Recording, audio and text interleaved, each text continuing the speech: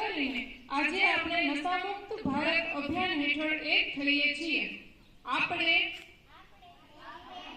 પ્રતિજ્ઞા લઈએ છીએ કે માત્ર સમુદાય, પરિવાર, મિત્રો જ નહીં, પરંતુ આપણે પણ નશામુક્ત રહીશું, કારણ કે પરિવર્તનની શરૂઆત આપણી જાતથી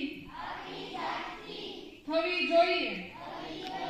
તો ચાલો આપણે સૌ સાથે મળીને આપણા જિલ્લા રાજકોટને, આપણા રાજ્ય ગુજરાતને ડ્રગ મુક્ત બનાવવાનો મક્કમ નિર્ણય લઈએ।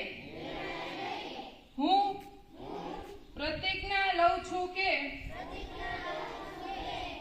મારા દેશને ડ્રગ મુક્ત બનાવવા માટે હું મારી શ્રેષ્ઠ ક્ષમતાથી શક્ય તેટલું બધું કરીશ।